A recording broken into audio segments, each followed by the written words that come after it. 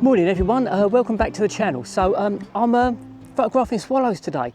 It's an absolutely beautiful day, sun's shining, and where I am there's going to be loads of noise in the background because just over the other side of this hedgerow there's a road, and then just over there's the River Chelmer. So there's loads of people paddleboarding, loads of people talking, but the thing is, wildlife doesn't care about that, does it? It just is, all it's interested in is there a food source? Is there somewhere to shelter? And I'll show you before we leave, but just over the other side of this hedgerow where the river is, there's a bridge, and the swallows nest under the bridge. And at this point in time now, we're getting towards late summer, we've got all the adult swallows that have come over from Africa to breed, but we've also got all the youngsters as well. So there's loads of swallows. Now, they're really, really hard to photograph. So we're going to cover the best way to photograph swallows. They're probably one of the hardest birds to photograph in flight, and that's what I'm doing at the moment. Swallows in flight.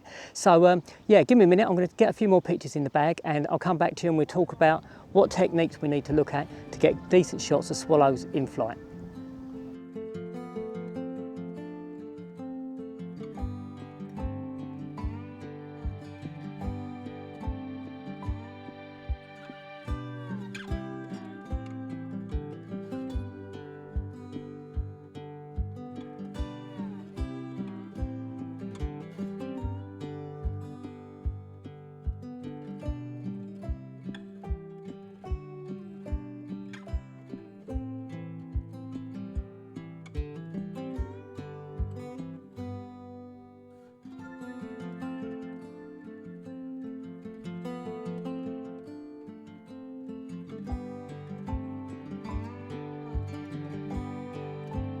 So the first thing is obviously find a spot where there are lots of swallows. You know, you don't want the odd swallow coming through because you need to practice and you need multiple opportunities because you will get loads of out of focus pictures.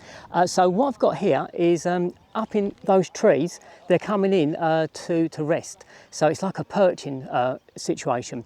And the beauty of that is I know where they're going to land and where they're going to take off from, and it gives me a bit more of a chance. It also means that I can, once they've taken off, I can track them for a little while before they sort of duck down and disappear out the frame. So I'm going to get more, I'm going to get more opportunities, and B, they're going to be better opportunities. So first of all, find an area where there are a lot of swallows, and then if you can, find where those swallows are perching up, because that gives you a spot to work from. And this has been absolutely brilliant. They're coming in and out all the time. I can sort of talk to the camera at the moment because they're just in and out all the time. I'm getting multiple opportunities. So that's the first thing. As I say, there's loads of people over the other side by the river. So if you hear them in the background, I apologise, but this is where the wildlife is.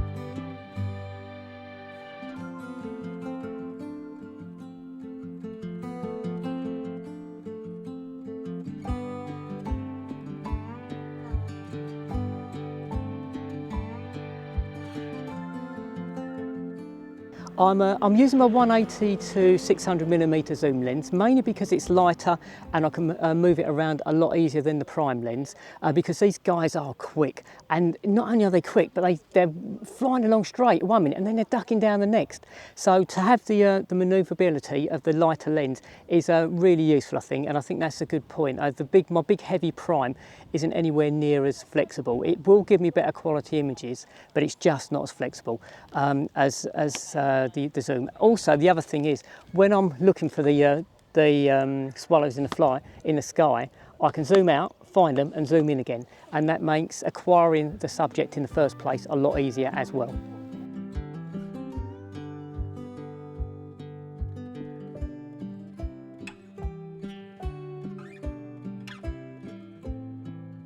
I'm using continuous focusing and I'm using animal eye detect, although it's certainly not picking out the eye, it's just barely picking out the swallow, to be honest, but it is working. It's locking onto the swallow shape and it's picking that out. Again, there's a car just going past on the road, can't do anything about that. So animal eye detect is working. I'm on continuous focusing and I'm on a super fast shutter speed, 1/4000th of a second, because these birds are fast. Now when they come into land, they're obviously slowing down, and that gives you another opportunity. Because I know where they're perching up, it means I can wait for them to come in and land, and I can wait for them to take off, and as I say, I can get these shots where they're just flying away from their perching spot. So it gives me more opportunities and more chance. But I need a fast shutter speed, continuous focusing, a good autofocus system. I'm shooting with the lens wide open at f6.3 at the moment because I've got such a fast shutter speed, but I might stop it down to f8 because there's a lot of light. And at the moment I've got the camera and lens on a tripod because I'm also going to shoot a bit of video, and you need a solid platform for that. But when I'm doing the stills, it's handheld, so I can move around and adjust my composition quickly. Yeah, so aside from that, it's all good really. Really looking forward to doing a couple more hours of photography. If I get any good shots, which I think I've got some good ones already, I'll put them, of course, I'll put them throughout this video. So yeah, I'll speak to you soon, guys.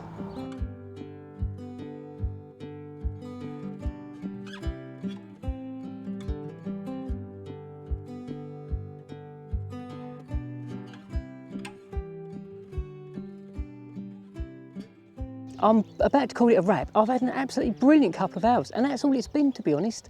Because these swallows have been in and out so much, it's given me multiple photography opportunities. It's been superb. So I've got hopefully a few good shots in the bag. So I hope you've enjoyed this video and maybe found it useful.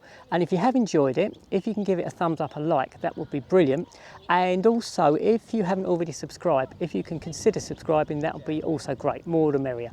And then last but not least, if you've got any triumphs of your own where you've got some great shots of small, manoeuvrable, fast birds in flight, let me know in the comments section below. Always great to hear what you're all up to. So thanks for watching, and yeah, I'll speak to you on the next one. Bye for now.